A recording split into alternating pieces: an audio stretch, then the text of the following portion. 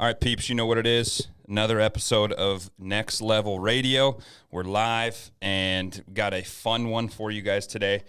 And man, it's been a pleasure getting to train with you, getting to kind of see this evolution from first day of college and on forward. So today I gave a brief intro. We have Mr. Jay Liggins, former dude out of Bismarck, came to Dickinson, played some ball with me. 2 years younger? Yep, 14 was the year I graduated high school. Okay, yep. So 2 years, came to Dickinson, made some noise, made a ripple, and we're going to get into kind of how everything evolved from day one till now and kind of the mindset and things behind that. So I'll just have you briefly introduce yourself, and then we'll kind of go from there, dog. Jay Liggins, Malcolm Liggins, out of Bismarck High School. Yep. First year of college, 2014. I came to Dickinson State for football and track. Yep. So did you originally, we talked about it a little bit, what inevitably brought you to Bismarck? Just a safer environment. Yeah. I lived in Memphis, Tennessee. My mom, I got 10 siblings, so a family of 11. Oh, damn. Just, it gets dangerous. It was just tough to keep track of all of us, and just the violence that constantly occurred. My mom was just like, it has to be something better than this. And she chose North Dakota. Kind of funny because one of my brothers were, we didn't know much about the place. Mm-hmm. And then one of my brothers was like, I think Mount Rushmore is in North Dakota. And then she's like, and she's so eager to move, where she was like, bet, say less, like, let's hell go. Yeah, we're gone. And then so we go to North Dakota, obviously it's not here. A little bit away, but it's almost there. Yeah, so that's at least to my knowledge, that's how we picked North Damn, Dakota. dog. There we go. So when was that? Like how old were you? 12.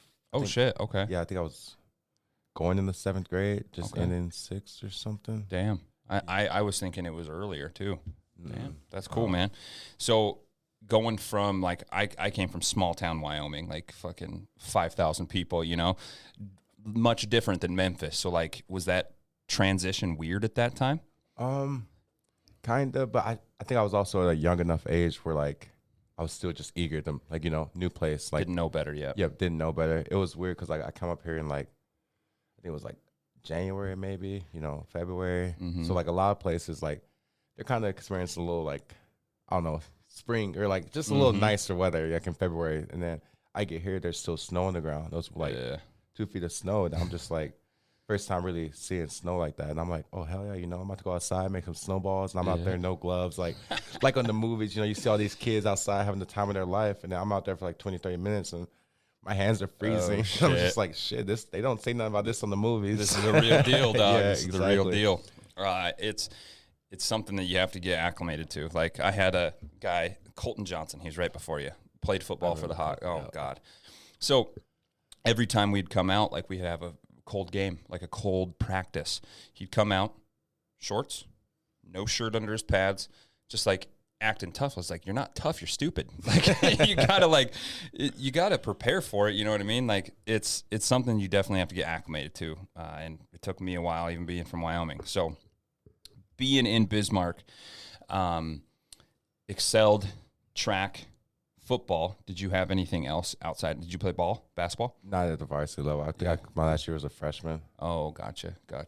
So excelled at football, kind of went through track, and like what? I asked myself this question.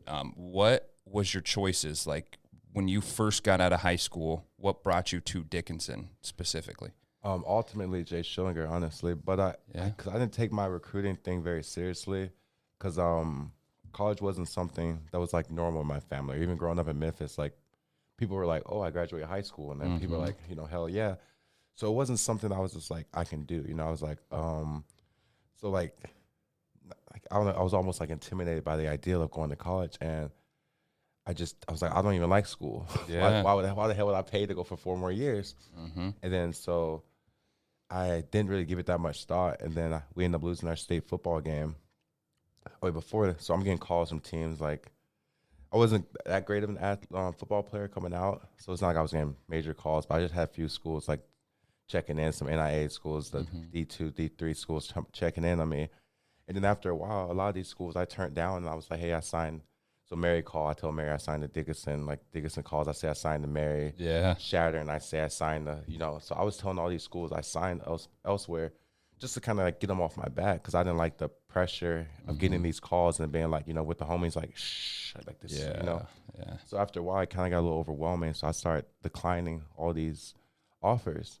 And then we ended up losing state football. And then like we won it 3 years in a row. My senior year, we lose it.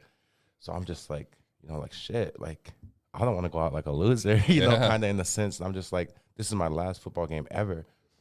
And I was just like I was like, no, that's not it. And then so as I told a lot of these schools I don't want to go to there, a lot of them kind of told me like a 17-year-old kid, 18-year-old kid, they're like, oh, in a certain way, they're like, you're an idiot. How could you turn us down without even coming out here? Blah, blah, blah. It's so early to be signing. So I got a lot of hate from a lot of coaches. And I told Jay Schillinger, I was like, I'm not going to sign. I signed to Mary already. And then he tells me, oh, well, if you change your mind, let me know. Like, we'd love to have you. I wish you all the best of luck. And he was like the only adult to come at me on some like real shit. Like, like I hope respecting you for that. Exactly. Like, I hope you win, like I hope you win. Like, we like you. I'm sure they're going to like you. And I hope you win. And then, so when I decided to go to school, like I was kind of like, like fuck all these other schools. Like they don't care about me. They just want me to rock their jersey. And I was like, Schillinger, like he gives a damn. So that's legit. I tell Tommy, Tommy C's. Yeah, my boy. Yo. He tells me, at this point, he's actually signed to Mary. He tells me, he goes, no bullshit. He goes, what are you thinking about college, bro? And I was just like, shit. Like, I wasn't thinking about college, but like now, like, I think I'm going to Dickinson, bro. Like they're kind of, like, they seem pretty solid. We're on the up and coming. Yep, exactly. Like, I was like, they're interested. They're like, it seems like a family kind of place, And then he was just like, really? I was just like, yeah. He's like, bro, I'll go with you. Let's go. And I was like, really? He's like, yeah. And he's like, I'll call Schillinger tonight. And I was just like, perfect. Let's like, go. you can take care of all the, the business stuff. We called Schillinger. Schillinger came down the next day, signed us both. Let's go, dude. And then rumor has it was like I guess he disappeared for a couple hours and no one knew he was at. And then he texts all the coaches in the group chat. He's like, I got Liggins and Cease to sign, bitches. Let's go. So that was really exciting. And he wrote me a little letter talking about the hype that was coming about. That's cool. And like clearly looking back, it was one of the best decisions I've ever made. And I always thank Schillinger for that. He was really hands-on with me to getting me out here. And obviously Stan has a huge part of my success when I came out here, but always thank Schillinger for that. That's cool, man. That's cool. I had I don't know if he was there much. Well, you would know him from being around, but Coach Watson, he was the baseball coach for a while. Yeah, so he recruited me out of Wyoming. Similar thing, dude. You really don't think about shit at that age. Like, it's like, yo, what am I gonna eat for lunch? Where am I gonna go kick it with the homies? Like, where am I gonna go hang out? And so I never thought about shit. And I was actually a better wrestler than I was a football player. So I had a lot of wrestling scholarships. Well, he came to Worland, kind of talked to us, kind of just giving us the quick and easy, and then came down here and ended up signing under Coach Bijou at the time, and then Coach Stanton took over. But I didn't think about what I wanted to do, what route I wanted to do. I played the Shrine game, which is middle of summer, and I hadn't signed till then, dude. Like, it was late. And so I held out for a good 6 months before my offer, got an extra $500, like just the small stuff at Dickinson. It ended up paying for my whole school. And it was really cool. Like, we both can know that, like, you have your buddies from Bismarck, you have your buddies from that group, but a lot of the close knit relationships came from college football, like that nice. Brotherhood. You know what I mean? Like, you see that it's the same concept as in the military. People like have this brotherhood. Like, Dickinson did really well about it, and I'm sure. Don't get me wrong. I'm sure a lot of other schools and universities and all that like present that brotherhood, but those are the guys that you're kicking it with for 4 years. Oh yeah. So it was legit. And when you started to have success outside, and we'll wrap back around, but when you started having success at later years of college, were you getting a lot of support from Bismarck? Were you getting backlash like, yo, he ain't gonna make it? Or like, how was that, some of those feelings from people that you used to know, you used to kick it with? Well, truthfully, like, coming from Bismarck High, like, and like athletics, we kind of, we did most of what we wanted with Dickinson. Yep. So I did get a little bit of hate. Like, of course, adults are happy you're going to college. They're not going to say anything. And then actually, my high school football coach came here. The basketball high school coach came here. Oh, okay. So I didn't even know it until I got here. But Dickinson, there's a lot of Bismarck High School coaches who came from Dickinson. Yeah. But I had a couple players just being like, oh, like, you know, kind of like laughing at us coming to Dickinson. And then, you know, it didn't, you know, I don't care what they think, so it didn't really matter. But like when I started getting success, like the story kind of changed. And it was like, oh, people hit me up like, oh, I want to go to Dickinson. I should have went to Dickinson. I had people like, bro, if we went out there, you know, then everyone's all of a sudden wants to be a Blue Hawk and like hop on this success. And like, of course, it's all love, you know. Yeah. But it is funny how that goes. And then like Bismarck, people probably didn't know I signed, and all of a sudden I'm an All-American, and Bismarck has me on the front page like Bismarck High School grad. You know, it's just like, and it's hard because like when Mary bumped up a class, man, they haven't had success in years, and it's been rough. Like it's been very rough on that end. So it's obviously a good choice in hindsight, you know, like, and we talked about it, probably 2 weeks ago, we were talking about like, we were a part of that pivotal point of seeing success at Dickinson. Like my freshman year, 2013-ish, and 2012, 2013, we won one game. Like we beat Jamestown because everybody beats Jamestown. Like if you don't beat Jamestown, there's something wrong. And so we were under Coach Bijou. Coach Stanton took over, and we started rolling. Like we talked about it was like we were running the freaking I formation. The defense, Rocky's calling out zone right. Well, we're running zone right. So it was a different experience. But seeing the old ass jerseys we used to wear, like all that shit, and then getting to where we are now is really cool. And like me, you, that whole group, Tommy, all of us got to be a part of that kind of shift. And I'm sure you saw it like from day one till us winning playoff games. Mm-hmm. You know, it's a cool transition outside of you transitioning as a person. Like the whole team got to do it. It was pretty cool, man. Great experience. Yeah. And so we get into college and success is starting to come, hard work starting to pay off. Honestly, you hear these stories of like some people like, no, I never wanted to play football. I started and I made it to league. Or there's people that like manifested this, that like really wanted to be in the NFL or playing big time ball. Was it always the plan to want to pursue further out of college, or was it something that you kind of manifest like, I am going to do it? You know, how was that? Definitely I manifested it because in high school, like you said, with the wrestling with you, I was probably a better track athlete. But I struggled in school, and I didn't do very well with my ACT, honestly. So I didn't get that kind of love for, like, any issues. Like, we don't care if you have the state record in triple jump. We don't really want you at our school kind of thing. Yeah. So it was a big thing for me to do 2 sports. And then so coming to Dickinson, then I was here. I've always been a better track athlete, but I love football. And then I remember Shannon Schillinger coming to me and being like, seeing my talents, like, oh, because he coached at Nebraska at the time. Mm-hmm. And he was just like, oh, if Jay went to he told one of the other coaches this, if Jay went to Nebraska, he'd be one of the most raw athletes we have. And then that, you know, that felt good. You know, I was a freshman, but I still weren't like, oh, yeah, like I'm the best player in the country. I was still just like, I'm on a scout team, and like I'm trying to just make the ones look bad. Yeah. You know, so that was confidence wasn't there yet. Yeah. Exactly. So that was just my main goal, just to get better every day and like become obsessed with the game of football. Like I don't get to play games on Saturday, so I was like, every day is a game for me. Yeah. So that's when like the obsession, the drive really started to develop. And then I remember I started to play, and then I was a freshman. I had a whatever kind of season, a good freshman season, of course. And then my sophomore year, I kind of hit a slump. And then I had a knee injury as well, but I just wasn't. I got a little chillaxed. I was just like, oh, I'm a freshman. I got all conference as a freshman. Like I'm already great. You know, like I'm only going to get better. And I kind of took a step out of the driver's seat, with just basically like cruising on my success that was starting to develop.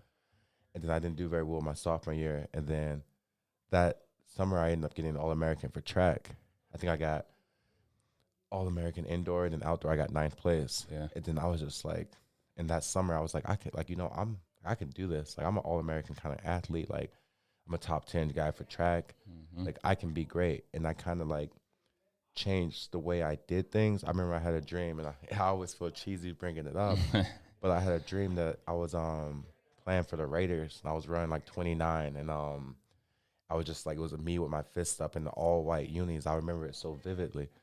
And then I woke up, and I was like, shit, bro, I'm going to NFL. Like, I was like, I'm going to change the way I do things. I'm going to change the way I move on social media. Like I was like, I wasn't cussing on social media. I wasn't like partying on social media. And I was just, I'm gonna change the way I'm moving because I want to be this guy. Like when I'm at practice, I'm gonna beat everyone in all the drills, and not because I'm buried in everyone, but just because like I'm going to the NFL. You know, like, and even if I did beat everyone, it wasn't like, oh, bet, like I'm chilling. It was like, oh, I didn't beat them by enough. Like who's the fastest guy? Like who wants that work? Like, and I became obsessed with it. And then from that point on, I got All-American in the fall, I got All-American in the spring for track. And then from that point, like, I think that's what it changed for me. It was just like, I want to be this person. Yeah. Like, I didn't just leave it to like, oh, I'll probably be this person. You know, I'm 6'2" black guy, you know, like 200-pound guy. I was like, no, like, I'm going to be great and I'm going to show what I can do. And I remember people were always like, oh, you should transfer. And I was like, if I'm as good as I think I am, coaches are as good as they say they are, I'll get to where I belong. Yeah, it doesn't matter. Exactly. So I think that's a really healthy perspective. Like it was that day, it was just like, I have to be the best today and tomorrow and the next day. A lot of people look at like this overarching goal, like I'm going to get the NFL, and then they kind of fade out. Like they're not doing the day by day, you know? And so it's interesting to hear that, like, hey, I have to be the best I can today, and I have to flip that switch tomorrow, and I have to keep on doing it. Because that's, I mean, you've been at the top level. You see those guys. That's what it takes. Like every rep, every day, every practice, you have to be the best you can. So we haven't, I think, 2 or 3? I think you're the second or third person ever at Dickinson to even get looks from the NFL. Like Farsfeet was one of them, Gunner's dad. And so it wasn't a culture like off the bat. Like we didn't have a lot of people that were actually getting looks. So we progressed from being this almost unconfident freshman into sophomore, junior, senior year, and progressing into what would be your catapult, your launching pad into the NFL. And so later years in the college, you started kind of evolving into that NFL caliber athlete. When did you know that this was a possibility? Like when things started going in your way?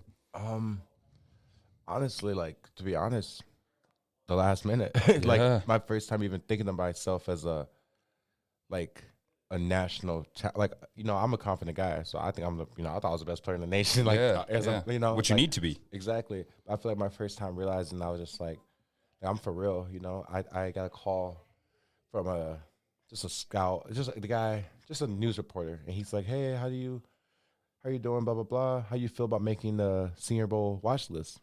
Because I was a junior. I was like, huh?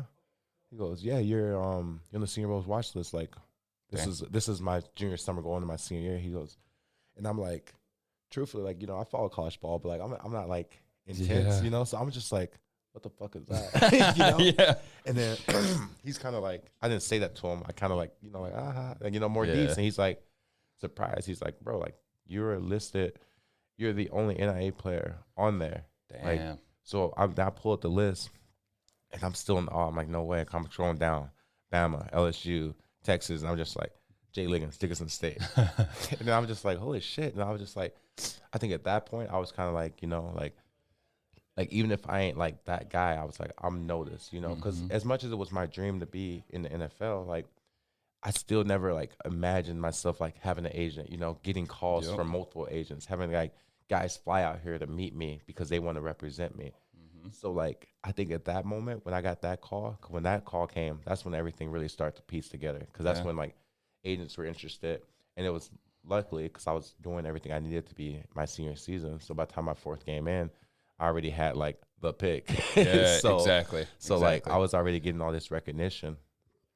That's legit, man. And so we'll get into kind of the show's part of the senior year. Like, there's a comedian named Jay Liggins too. I like it. But like, getting into your senior year, kind of talk about that a little bit. I mean, we've had success at this point.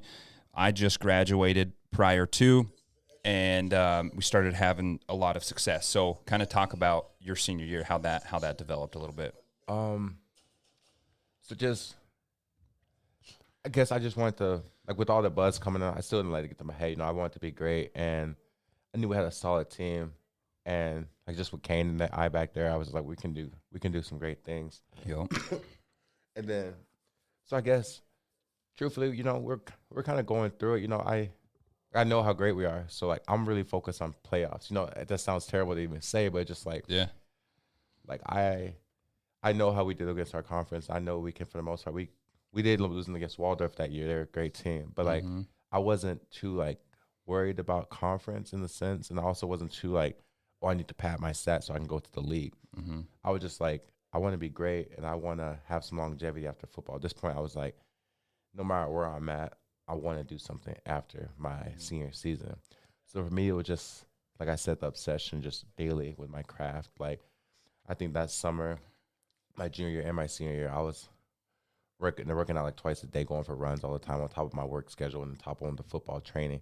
So I feel like that's when like I started to like noticing the changes in my body, and then like also with my mindset, looking at stuff, being like, oh, I did this wrong, I did that wrong, I need to Small improve stuff. that. Yeah, like getting a pick and being like, oh shit, like everything I did before the pick looks shitty.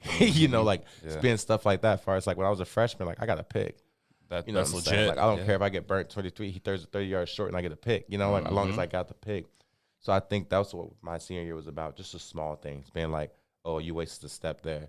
And y'all was younger, even then, being a senior, I was younger, where I sometimes didn't know how to fix all those things even, you know. So sometimes it was just me just noticing like, oh, that's not it, like improving on this and like trying to just be better every single day. Yeah, man. And I think that's what my senior year was really all about for me, because I know we're a talented team. We have great coaches. We have great players. I was like, we're going to do the things we need to do to be the team that we're supposed to be. It's all about when we get there. For sure. What end up with 8 picks senior year, was it? Yep. Yeah, that's what I thought. So it's only a minute and 59 seconds. Here's a quick highlight reel for people that hasn't seen it. We started getting exposure when Trey Boone had that ESPN top play. Like that was legit, man. And so we started getting some recognition, and then this is kind of leading up into getting to the agent NFL draft and all that. So we'll watch this real quick, dog.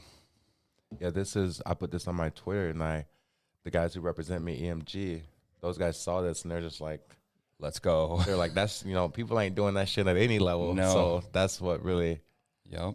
That was the big play. That was a good one too, dog. Yeah. Then good break. Yeah. Then that's another thing I always, Is that Dakota State? Yep. Yeah. Yep. At Dakota State. Yeah. With everything going on, everything moves so fast. I was never able to sit down and be like, I actually had a good season, Yeah. So that's one thing I'm proud of myself. I feel like I did. It is a small school, but I feel like I did everything for being on the senior watch list. I did everything I needed to be to put myself in the driver's seat of my own future. And take control of my destiny in a sense. Well, and I feel like that's important. Like the ability to not sit back and reflect, like at that point, just going, dude, just you're in the moment. And like that's what a lot of people struggle with in football, work, relationships, life. Like they can't just be present in that moment. And I wanted to bring up one thing too here for anybody that watched your preseason game at Philly. About 3-4 plays back there, we were playing Rocky. You came back and stripped the ball. Well, what happened in your preseason game? Right out of bounds. You know what I mean? So it's cool to see that. Yeah, this is a small school. This is NAIA school, but you're still doing it at the top level. I mean, you're still stripped a NFL athlete. You know what I mean? So it's cool to see that translates. And then this gets me into like the stuff that I'm really, really interested with you and how everything's going. Pull this back up. Oh, wrong one. There we go. So leading in from, we just finished senior year, leading into possibly the draft day, possibly free agency, like what all was going on there. And so after football season ended, went to this by Thanksgiving time, somewhere around there when we played playoffs.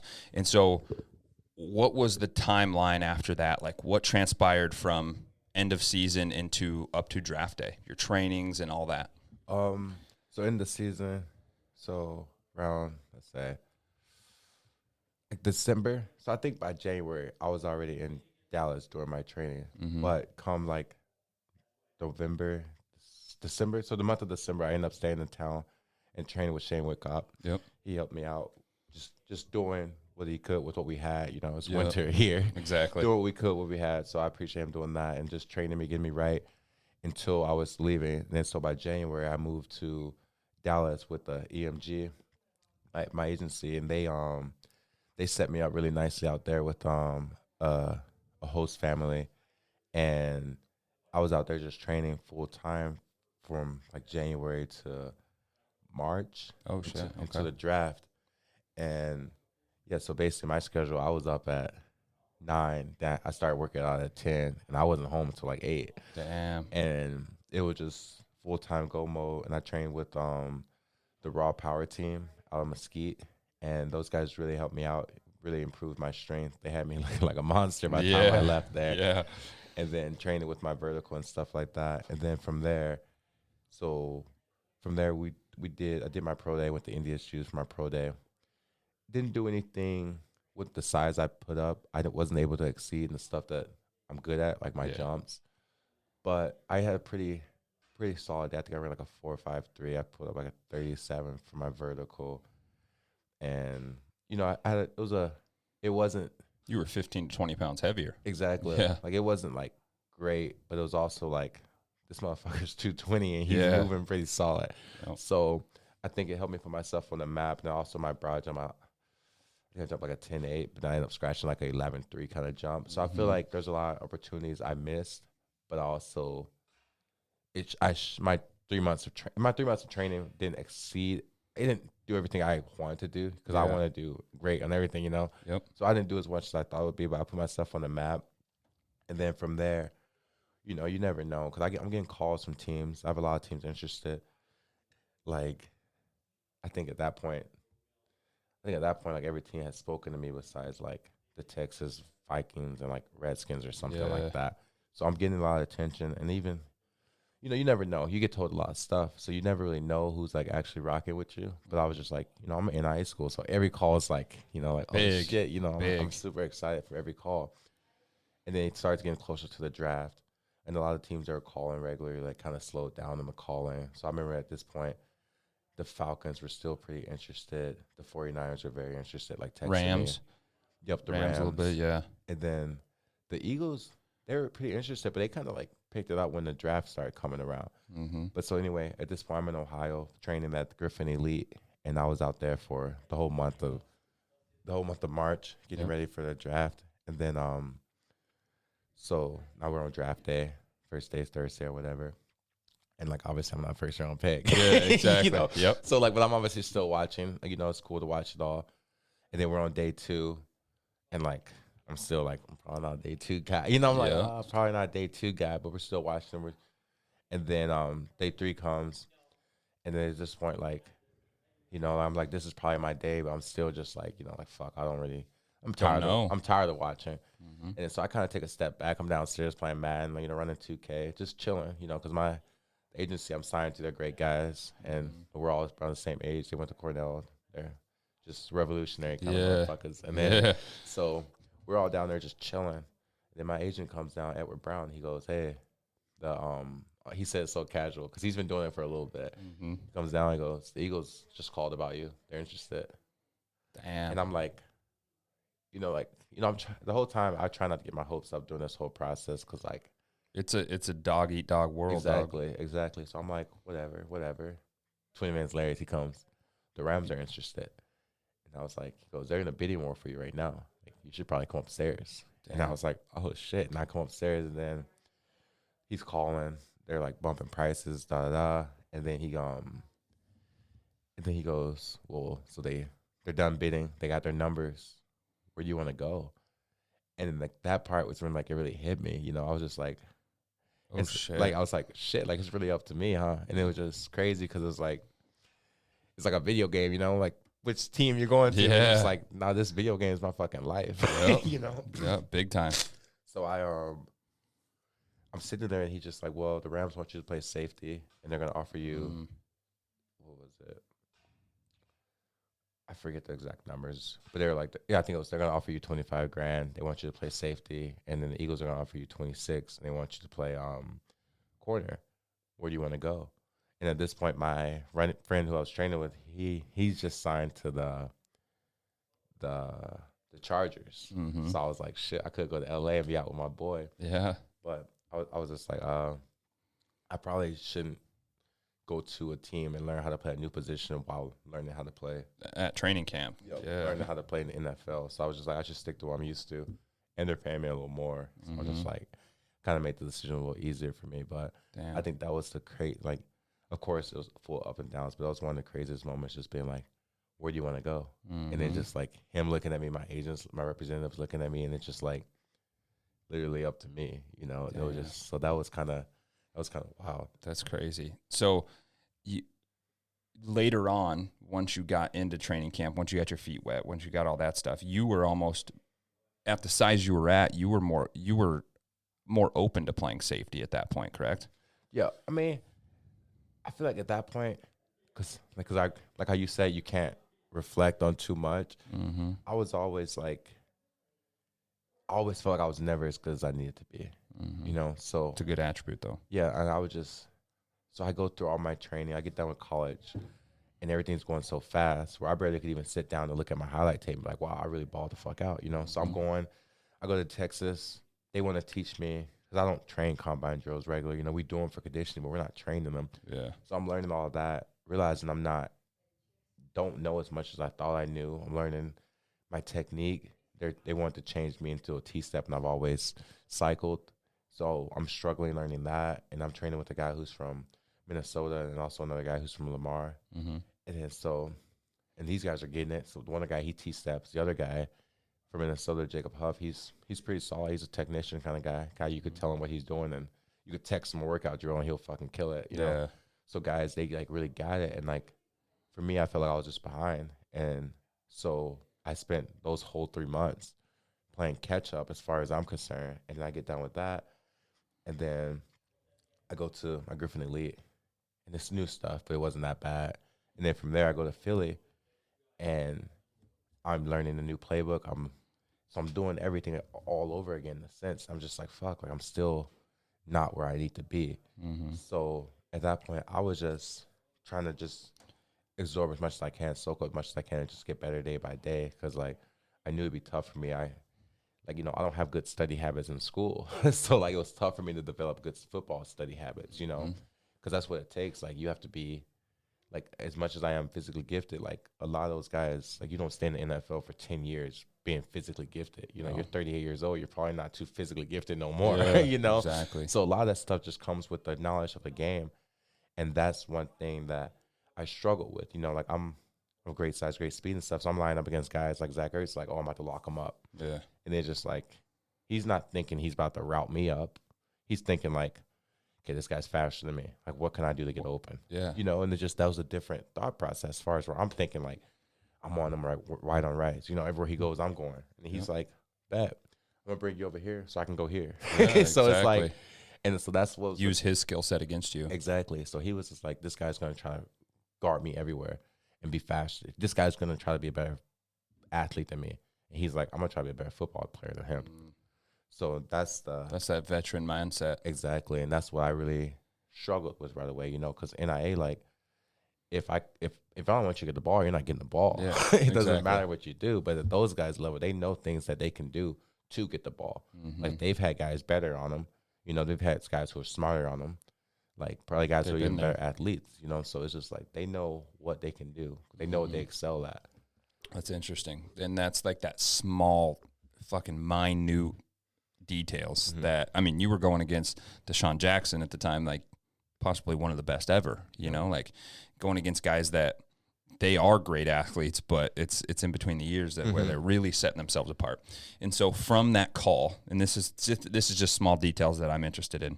From that call with your agent, Rams versus Philly, you accept Philly. So at that point, Philly flies you out, or how does that all transpire? They fly you out, and then it's game time. You're signing and going. So okay. So I got the dates a little wrong. So I was in Texas until March, and then the month of April is when the draft was, and that's when I was in Ohio.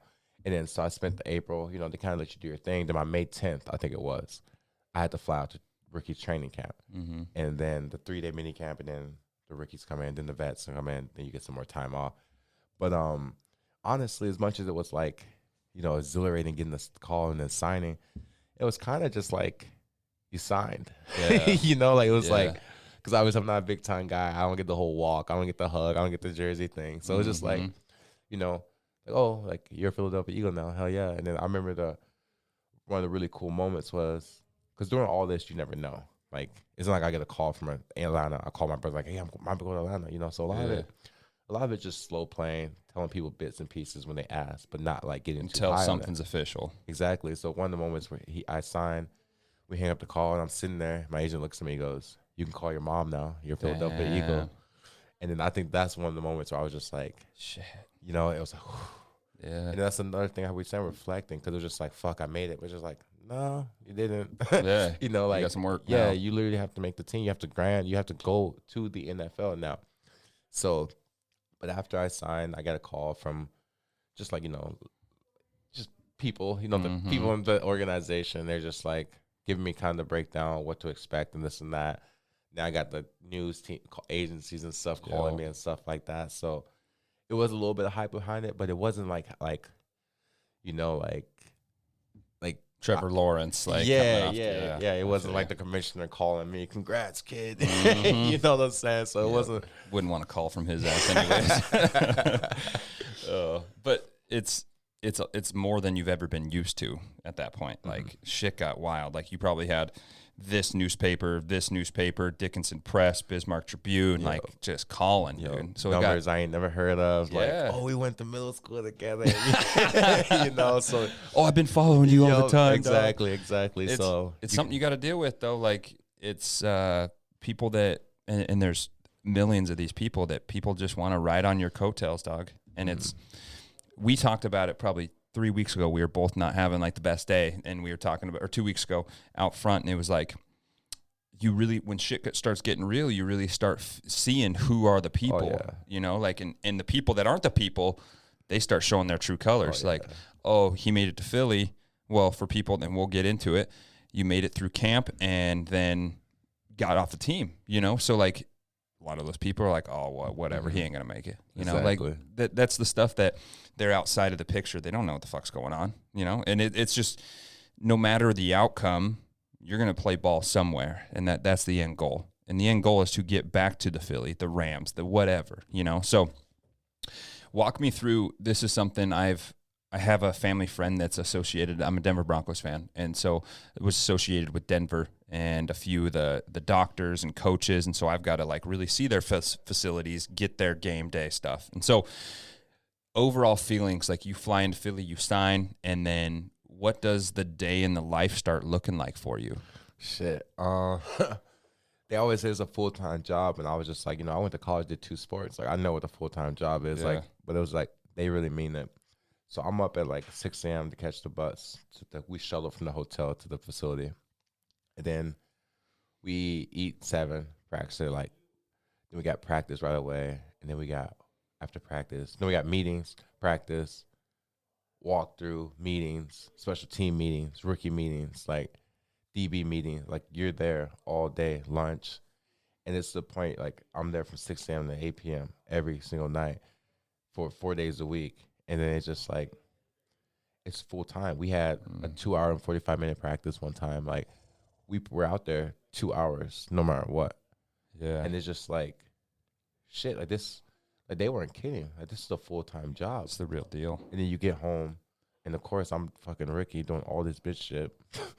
which is, that's, how was that? How was that? That's, I mean, it was all love. It's all part fun. of the process. It is part of the process. But I think that was one thing that kind of annoyed me. It was just like, so I get done at 10. We get home 6 a.m., 8 p.m. So I'm leaving. They get us a dinner when we leave. So I get to the hotel about 10 o'clock, 9 o'clock. And it's like, oh, fuck. I got to go get snacks for the DB room. I got to go make sure these motherfuckers get all their Snickers bar, their Almond Joys, because these guys want the full things. And so I'm coming in there, and I literally have to Uber to a gas station, get these guys their snacks, make sure there's all the right stuff. I come back one time, they're like, "Oh, we don't like these seeds, bro. You don't get original seeds." Shit. Like, so it's just like, it's whatever, because like I don't take these guys too serious. I'm like scared of them or not, so I don't take them too serious. But just like it's tradition. I do have to. My coach is expecting it too. Like he's like, "Oh, where's his candy bars?" You know. So it's like, It's tradition. Yeah, it ain't like you're getting bullied by your teammates. It's like the team is collectively. It's what you do. Yeah, the team is like, we Damn. want you to do this. And then so I had to get snacks for him. I had to keep the refrigerator full with Gatorades. I had to tell a joke or a current event every single day before the DV meeting. Oh, shit. I had to sing in front of the team. So it was just like breaking you in, dude. Yeah, and it's just like, it's all fun and games, but just like, I got more shit to do than worry about snacks. Like, I get home at 9 o'clock. I shouldn't have to leave to go get you guys snacks. I need to study my playbook. Yeah. So some of the stuff was a little like, it was annoying just because like this ain't gonna help me make the team. You know what I'm saying? So some of that stuff was annoying, but it's also like, it's a blessing to be in a position where I'm like, oh, I have Malcolm Jenkins hazing me. Yeah. So it's obviously, it's like cool in the sense of like all that, and it's all love, but it just it's part of the process, man. That's crazy. I mean, even in college, like during training camp, we have sometimes film before practice, but usually practice, some film, lunch, film, practice, and then we're good. So that's still very busy, but like it got really real from what you were doing in Philly. And so how was the experience? This is more selfishly for me too, like getting exposed to these guys that have done it for 10 years very successfully, like your Deshaun Jacksons, like all these people that you used to look up to, dog. I know you did. Like that's people that you used to watch ball out. So how was that experience? How did you handle that? Because like me meeting, so I have some big time podcast guests that I've always looked up to, like big time strength and conditioning coaches for Denver and like these big things. Like, how do you find that line between like, this is your job or being a fanboy? You know what I mean? Like, how was that transition? Like, you are now part of them. Exactly. I look at it like that. Like, I'm one of them, just like, as much as like I could be fanboying out with these guys, like you could bring some little kid in here, he's going to fan out boy against me, So that's a cool perspective. I had to remind myself, like I am one of these guys. Deshaun Jackson's guy I did look up to a lot growing up. So it was cool, like seeing him on some like regular shit, like walking the hall, like, what's up, bro? He's like, what's up? So that was cool. And then like I remember Zach Ertz, obviously top tight end in the league kind of guy. Like, I was washing my hands. He pulls up like, oh, what up, bro? Like, so it was cool to have these like regular moments with like people who are great. So that was interesting. But the whole time I was there, I wanted to remind myself, like, because when I was there, sometimes, some moments, there was a lot of DBs. So like sometimes it did feel like I'm here for a good time, not a long time. Yeah. You know what I'm saying? So, but at the same time, I didn't want to be like, oh, I need to collect souvenirs for when I'm cut. You know what I'm saying? So it was like, it was some things, looking back, I wish I would grabbed a lot of shit, but it was some things where it was just like, oh, like I'm gonna just keep it player, you know what I'm saying? I'm gonna just do me. Like, I'm not gonna be all like, be in the moment. Yeah, like, oh, I need to buy my jersey now because I might not make it the next week. It was like, nah, like, I'm gonna be selling those jerseys. You know what I'm saying? Like, those jerseys are gonna be in the fucking mall. So I was like, so a lot of it was just kind of just like, just do you, and don't even think about like like, don't even think about the light at the end of the tunnel. Just focus every single day and just getting better every single day and doing what I need to do where I don't even have to think about souvenirs. Cause like, like, you know what I'm saying? Like, I feel you. That's a mentality that I struggle with, that I think that a lot of people can benefit from, man. Just if it's work, if it's business, if it's football, like, be present. And it's hard to, in a day of social media and our phones and all that. And so when you, and we've talked about it very specifically in training, that I get to learn from you, you get to learn from me, small stuff like that. But what was your biggest takeaway from that experience with Philly? Like, and this could be anything. Like, what was the biggest takeaway that maybe didn't set you apart that you needed to set apart for success, or like anything you can think of, those biggest takeaways? Just the knowledge of the game. I think I learned so much. Like I ended up getting cut, and I still learned so much from there, So I went from there to the XFL, and now I'm in Winnipeg. And it just, like, I learned what I was doing wrong. Like, I learned, like I studied my playbook, and it'd be like, I study what I just got done doing in practice, and the next day I'll come in there just, like, blank and, like, oh, I'm taking notes. But just, like, no, like, you know what you're going to do tomorrow. You know what's all laid out. Like, get ahead of yourself. Like, study. Be better. You know what I'm saying? Don't just try to pass the test. You know what I'm saying? Like, actually try to learn the information. And then it's just because your test is you practicing. And if you do bad on your test, you just had a shit practice. Like, there ain't, you know what I'm saying? And that could make or be break. your last practice. You know what I'm saying? Like, And so I think that's the biggest thing I took away from it. Just like being ahead. Like, don't be scared to be ahead. Don't be scared to ask questions. Don't be scared to have questions listed. Because I remember when I got the XFL, I learned the playbook so quick. Like by day 3, I knew the whole playbook and I was already running with the 2s. And it's just like, I come in there, I already had first day of practice. I ain't even played with the team yet. I'm in there, I already got questions. Like, hey, like, I've been looking at y'all film and like, da-da-da, like, why is he doing this? Yeah. Like, da-da-da. And they're just like, those are different things. I'm coming in there with questions already ready. I'm coming in there trying to make that first day great. You know what I'm saying? Like, that was the difference. As far as like, I got the Philly, I got a blank notebook. Like, what are we doing that they teach? You know what I'm saying? As far as like, so without that experience, you wouldn't have got that, exactly. Man. You wouldn't have got that. I had Bryce Meredith. He was a multiple time. He made it to the D1 national championship in wrestling twice. Lost twice.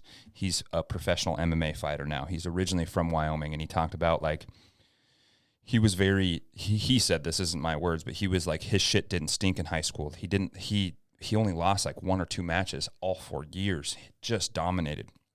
He said, man, where would I be if I didn't lose twice in Madison Square Garden with 50,000 people watching? Like, where would I be?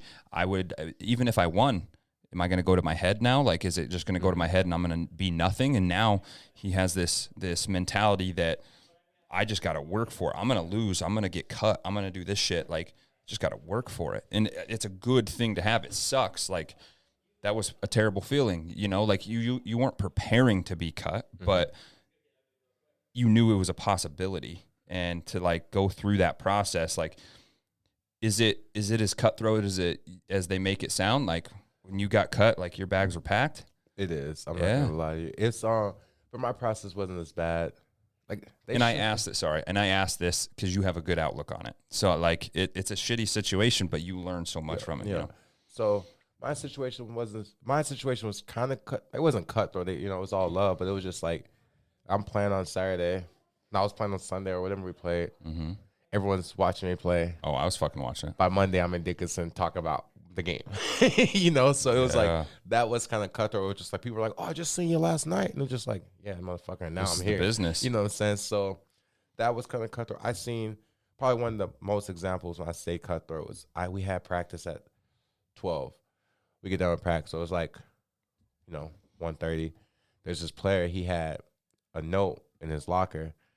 So it's like 1:30. He goes, hey, your flight's at 2:15. You're heading home.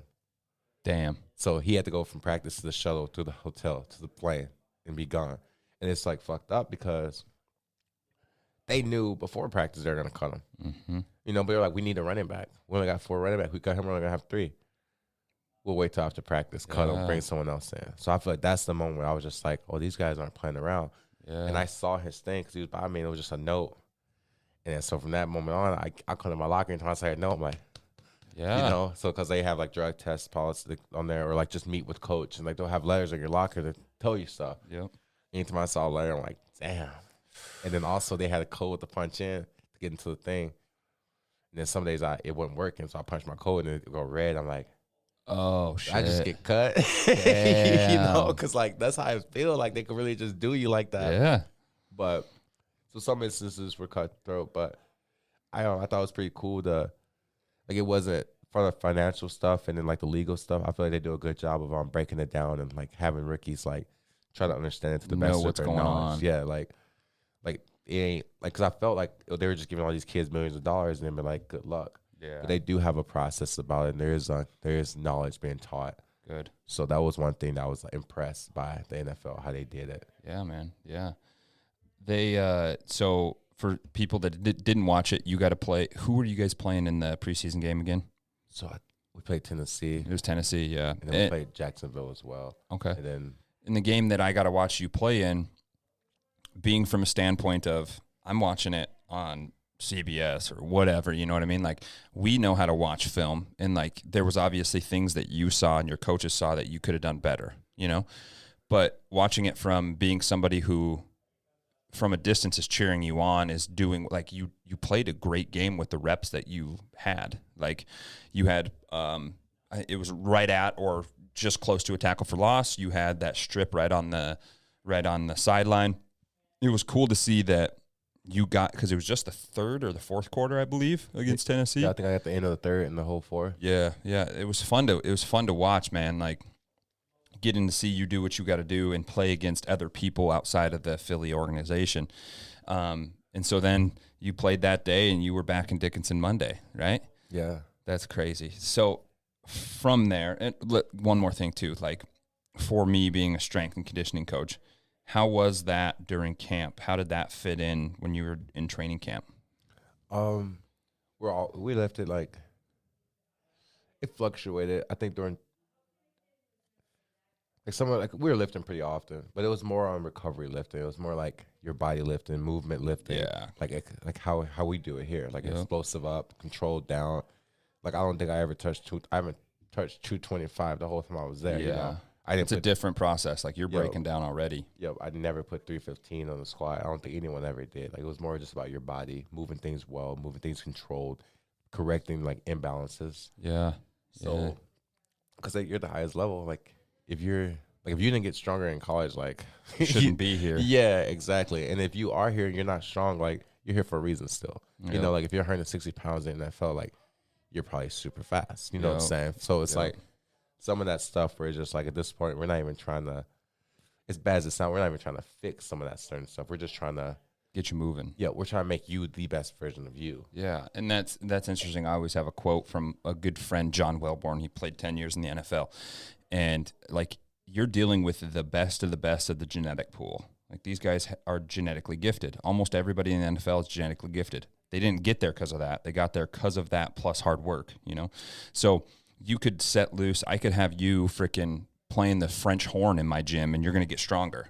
You know what I mean? Yeah. Like it's that genetic side. So like if you ain't already ready by the time you reach the NFL, like good on you that you haven't done shit and you made it to the NFL, but like we're not here to develop that right away, you know? And so there's a what would I say? There's a stigma of some professional and college strength coaches that are like taking credit for like some of the stuff that you do or some of their players do. Like, dude, you didn't do anything. Like, you know what I mean? Like to some extent, like those guys are good. Those guys are already good. Like you're there. You were just a piece of the puzzle. And so it's interesting to see that. And it would have been very interesting to see like, and it will be when you're in Winnipeg and how everything's going there, but like off season, in season, preseason, postseason, like that's going to be cool to see and be able to keep up with you at. And so going from Philly, you're back in Dickinson, quite possibly the shittiest thing that's happened, you know, like it's a shitty situation for you, but you just listed like 10 things that like you wouldn't have had without that, which is cool. It's cool to see. And so from then till now, kind of go through the XFL a little bit. How was that experience? It was a great experience, and it was cool to be on another professional team and have my knowledge transfer over. And it was cool to see that I did learn a lot, you know, like because the Eagles thing, it hit me hard, but it didn't hit me that hard because, like I said, I didn't feel like I was there like for the longevity of it. But I did think I was going to get picked up by another team. So I'm like going through all this stuff, and I'm training every day, and then just like I had to work out with the Jets. You know, I did whatever. You know, I don't think I left there just like, oh, I killed it, you know. So I left there and I'm just like, you know, solid. It is what it is. You know, it is what it is. And then I'm just training, staying ready. And then, you know, it's quiet. You know, the season's going. They're like, you're probably not going to get any calls. Like, we're 4 games into the season. Like, you know, like so I'm in the pool. I'm just waiting and waiting. And then, so I think that's part what kind of hurt because I was just like, it felt good to have some time off, truthfully. But it just sucked. It was just like, damn, like, this ain't what this ain't how I thought it would end with the Eagles. You know, I thought I'd be in the mix with some things. And then it was just unfortunate because I kind of missed out on some opportunities. Like the XFL, when they had their whole draft, like not necessarily saying I would have been drafted, but like I wasn't even considered because I was with the Eagles. Oh. So I even missed my deadline to be drafted by the XFL. And then damn. So then they end up, the way they're running their thing, they couldn't just make trades and move people whenever they wanted because the commissioner kind of had everyone's money in his hand. So then they finally called me in because it's a trading period. So period to release players that you didn't think they were who you thought they were. Like, you know, so during that period, they called me and they bring me in. And so I'm already missed like training. I missed everything. So basically, I'm at the end part. Like I think I was there for 2-3 weeks. Mm-hmm. So I'm at the ending part where it's like prepping for the season. Gotcha. So I get there behind on everyone, and I end up learning the playbook very well, and I end up moving myself up some ranks. I think I moved myself to the third receiver. So it was like 6 DBs. Yeah. I moved myself to 3 within like 2 days, and so that was really cool to be like see yourself moving up. Exactly, and seeing that I'm learning things and seeing that what I learned in Philly is correlating, like the study habits and things like that. The coach there, he and I really liked how he spoke to me as a man. You know what I'm saying? So we had we didn't like butt heads because I'm gonna keep it professional, but it was just like A weird dynamic. he kind of like I ain't never had a coach like take the love of the game out for me. And I wouldn't say it dramatically as that, but it just like got to a point where I was just like, he coming by me, I'm just like, man, like get the fuck away from me. Yeah, you know what I'm wasn't saying? clicking. Yeah, like kind of like I could be kicking it with the DBs laughing, and he comes up and it's just like, yeah, and also I wasn't in a very good spot in my head mentally. Had a lot of things going on with myself, so it was like, not to make an excuse, but it was just another distracted. Another distraction. Plus this asshole of a coach. So I'm just like, what I noticed when I was there, like Philly, it was my study habits I need to improve on. When I was in the XFL, I feel it was more of my attention to detail. Like if it was like, oh, I'm supposed to be 6 yards off, I'm at 5, I'm at 7, and that shit, like that's the shit that makes the difference. Like that fucks up the whole zone. Like the safety's 2 further steps away, or he's like, so it fucks up the zones and stuff like that. So I feel like that's what, like, that's what you took from it. Yep, and that's what I took from that, and it also I realized how important my mental health was. Like I was watching myself on film, and I'll be like, what the fuck? Like, why am I not at 5? Yeah. Or like, I'm at 3 here. I'm supposed to be at 5. Like, just like, what the hell? And it's just like, between him being in my ear and me, like, because I got the point where I didn't like to be on his side no more. And he was like, you're supposed to be on this side. And I'm just like, fuck, I'm not trying to be by you. That's why I went to the other side. And it's just like, between him and then me just not being in the best place mentally, I think so. Like coming back from that, I feel like my attention to detail and just my importance of mental health and the importance that it should be on everyone. Like it's a big deal. If you're not there mentally, like no matter as much as you think you're gonna ball, because like that's the thing. Like how you even mentioned, like if anyone watched me in Philly, they're just like, I can't believe you got cut. That's the one thing that sucks about it, because like I didn't get cut for no reason. Like I'm not a fucking idiot. Like exactly. I know. Like, and it just sucks. People, everyone, like the fans, the family, they're like, bro, like.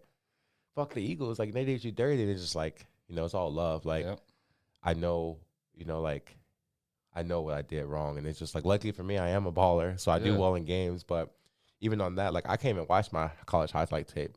It's just like technique. I'm looking at it like, small stuff. I'm like, If that wasn't the case, you wouldn't be growing, dude. Exactly, that's the good shit. That's everything that I've asked here. Like you've taken one thing from it, and is sucks as bad as it was going from Philly to the XFL until now, and this massive opportunity that you have. I don't know if you would have grown as much as you already did. Like you can look at this college film where you thought like, I'm great, and tear it down. Yep. That's huge, man. That's how relationships get better. That's how I get better as a coach. Like, what the fuck was I doing giving that guy this? Like those small things. And so I admire that in you. That's really good. That's something that's going to get you back to the league. You know what I mean? And I truly believe that. And so from that point, you were approached by Winnipeg and you signed with Winnipeg, correct? Yep. Yeah. So that's the plan.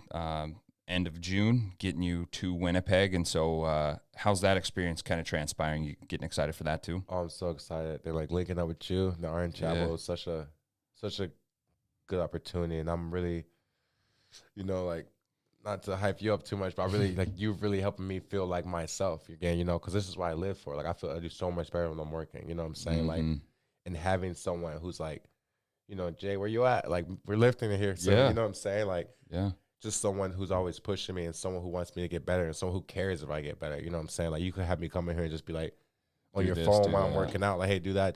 Good session. You know what I'm saying? Someone who gives a damn about how I'm looking, or just like, and also someone who's like, hey, that wasn't it. Yeah. Like that, change it up. Yeah. That wasn't your best set. Like that might be your worst set. Like you need to do another one. Like just shit like that to like help me get better. Cause I know how to push myself. I know how to do it.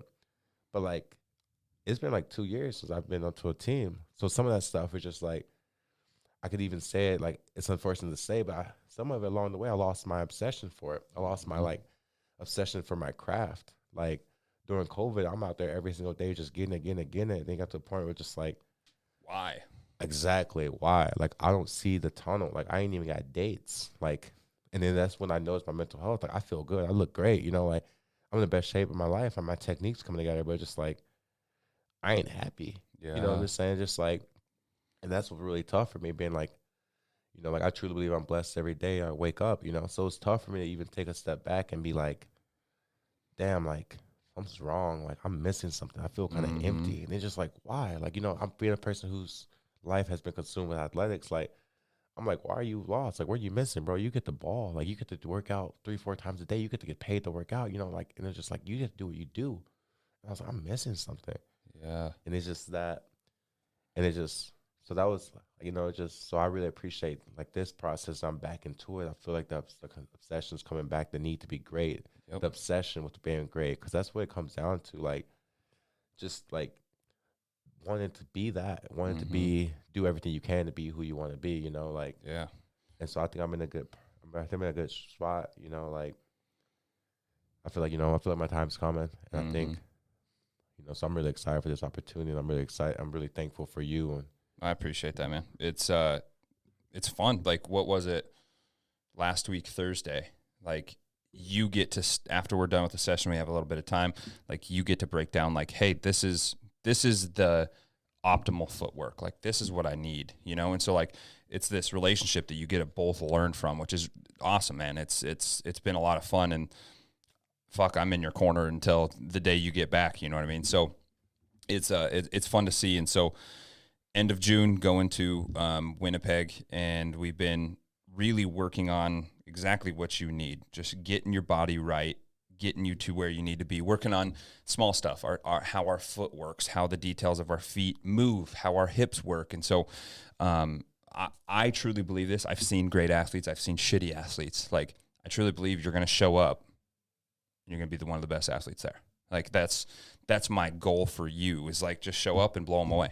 And that's what we need, because I think you're going to excel there. And if that's the end goal, that's the end goal. If it's to use this as a launching pad and go somewhere else, that's the goal, you know? So, I can't wait to see that kind of transpire and get down the road. It's gonna be fucking cool to watch, man. I'm so excited. Yeah, man. I can't wait.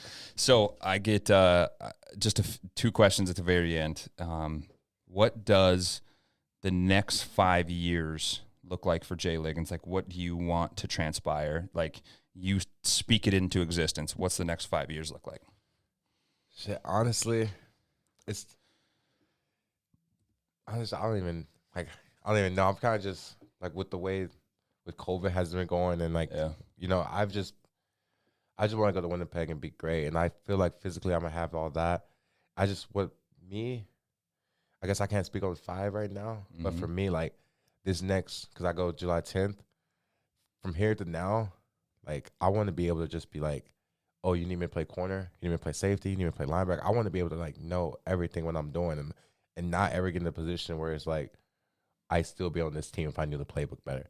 Yeah. You know, I don't ever want to be in that position. Like, if it comes down to it, just like, hey, like, you ain't got what it takes to be a pro baller no more, I'll take down the chin and I'll walk away. You know what I'm saying? But I feel like I ain't never been in a position since my professional career started where it's like, oh, I ain't as good as this guy.